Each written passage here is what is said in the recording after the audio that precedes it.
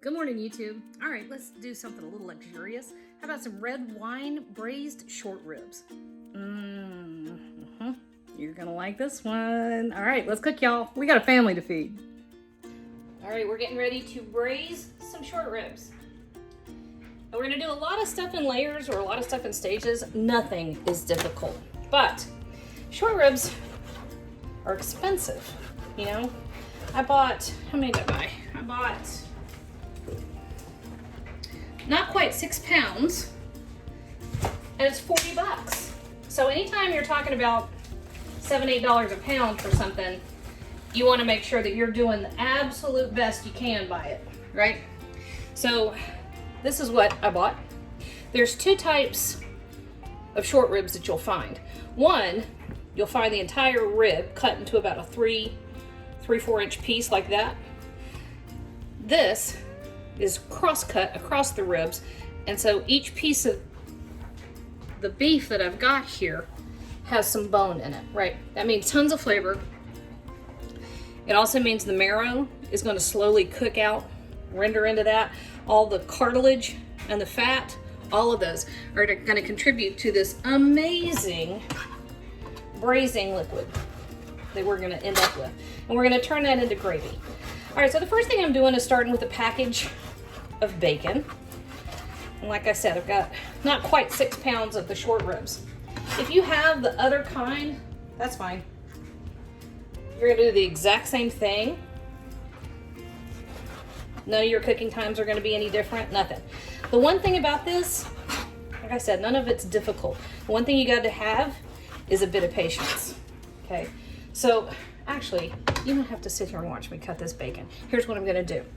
I'm gonna dice this onion. I'm gonna dice these 2 carrots. I'm gonna break apart about half that head of garlic.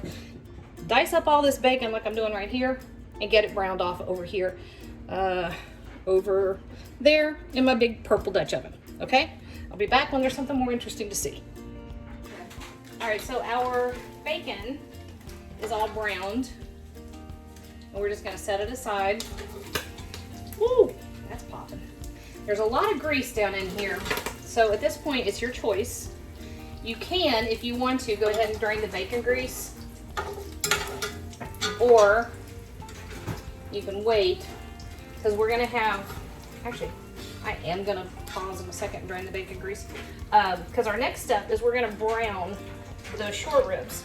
You're not gonna cook them fully. You're just gonna brown the outside. You're doing a couple things. You're developing flavor, but I'll show you how to do this first. Okay, so I'm gonna turn that off, and I'm going to find the kosher salt. All right, so this is about 1/3 of our ribs.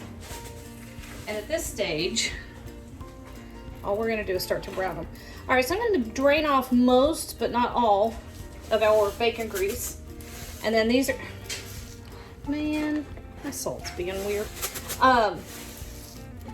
Couldn't get enough, now I've got too much.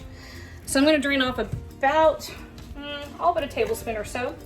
And then I'm gonna start browning our ribs, not crowding the pan. If you crowd the pan, they'll steam and they won't brown. And then your flavors just aren't gonna be the same. Not gonna develop. So, here we go. There we go. I'm gonna drain the grease, start browning these on both sides, and then I'm gonna keep going until I've worked my way through the whole 6 pounds. All right, we are browned off.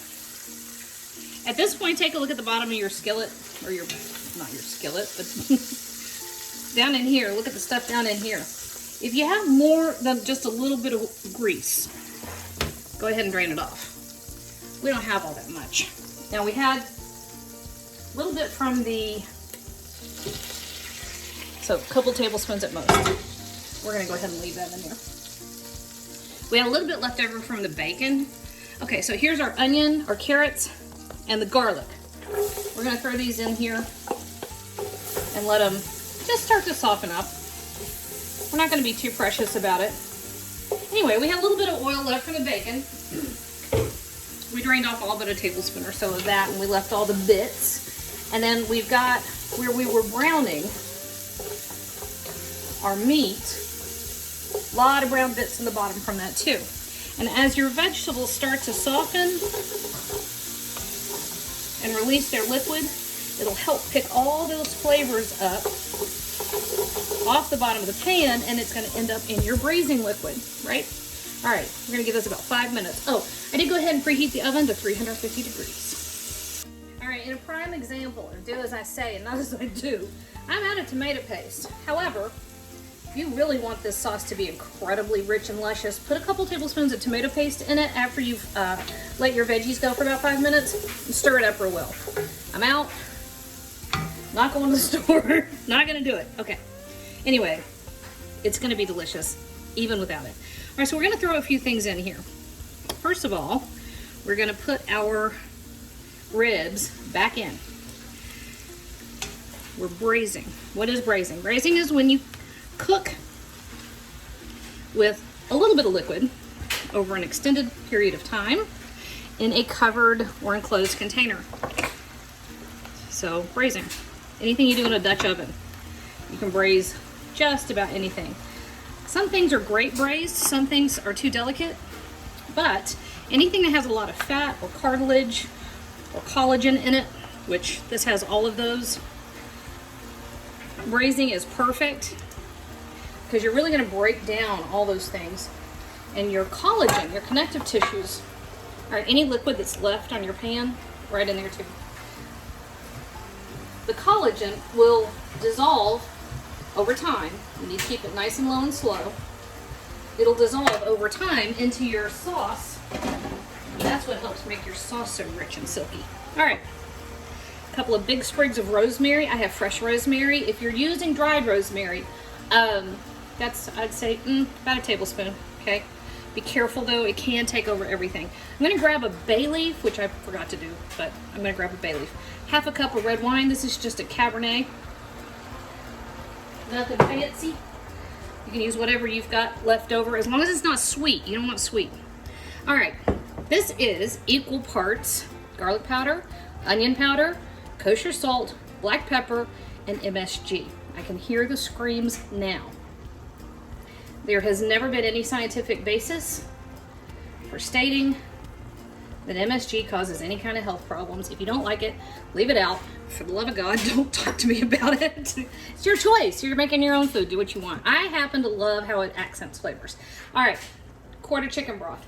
You want just enough to cover. And this is what's going to make our sauce. This does not quite cover. So that was 4 cups. I'm going to put a lid on this. So we're going to nestle these guys down in here. All right, so we lightly seasoned. Oh, the SOS, that's that spice mixture I was talking about, onion powder, garlic powder, MSG, blah, blah, blah, blah, blah, equal parts. So it's about 2 teaspoons of each if you do them separately, okay? So all in, we had maybe 2 teaspoons of kosher salt in the SOS mixture that I put in there. And we had a little bit that we used sparingly when we did the ribs. So I'm adding just a tiny bit more. We want seasoning to be done in layers. And if you don't season from the beginning, your food will never taste seasoned. It'll just taste salty. All right, this is going in the oven. I'm gonna put it on about 300 and I'm gonna walk away for about 3 hours. And then I'm gonna check it. Probably be 4 hours by the time it's done, but I can't stand watching it. So I have to watch, I have to check. I'm just showing, this is what is going on inside the pot. I know that that lid doesn't match that pot, but I also wanted to be able to sneak a peek. All right, we're at 2.5 hours. We're gonna check it here in about 20 minutes. All right, let me show you this little beauty. Oh gosh, it's heavy. Okay. Ta-da! How about that for a little nirvana, okay? All right, now, a couple things I wanna point out. All the fat that did not render when we were browning has now rendered. And so you've got a pretty thick layer of fat across the top. So what I'm gonna do is separate the fat from that beautiful liquid. So all I'm gonna do is strain this whole thing, and then I can get the liquid to where I can get the fat off the top, right? I'm not gonna make you watch me try to maneuver this over a strainer, but that's what's gonna happen next. So just strain it. I had this big flat bowl because I wanted you to see what I was talking about. You can see this layer of grease that has separated now that I've strained it. And all I'm gonna do is take a spoon. So I'm just gonna take a spoon and you just do that. And you can pick up all that oil and grease and get rid of it, okay? So I'm gonna do this to the whole pot. We have our short ribs here steaming away, getting just tantalizing. And I'm gonna hurry up with this sauce. I'll be right back. Okay, every once in a while, I surprise myself. All right, so here are our beautiful short ribs. And give me this little piece over here. I tasted this just a minute ago. Oh my God. You know, it may be expensive and a little bit fiddly, but wow, is it worth it? Okay, so I'm just doing this because I want to. Oh my God. That is so good. All right. You can absolutely serve that over rice or buttered noodles if you want to. That'd be good. Or a big pile of mashed potatoes, or a bunch of creamy polenta.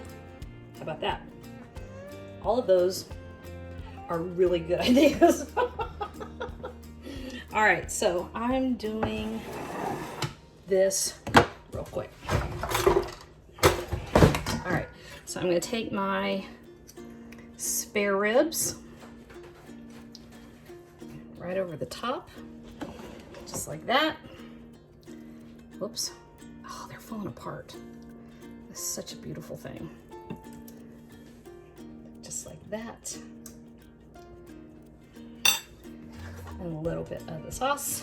And I'm gonna go bribe my kid who's painting one of my apartments today.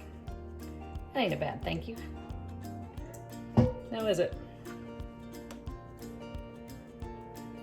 Perfect red wine braised short ribs. Woo! I'm gonna sneak another bite. I know what you're thinking. You're thinking, all right, Jan, where's the bacon? Well, the bacon is still sitting in the cupboard where I hid it from the kids when I put the short ribs in the oven and went to run errands. So the bacon is to be sprinkled over the top of the spare ribs once you're finished. Don't hide it.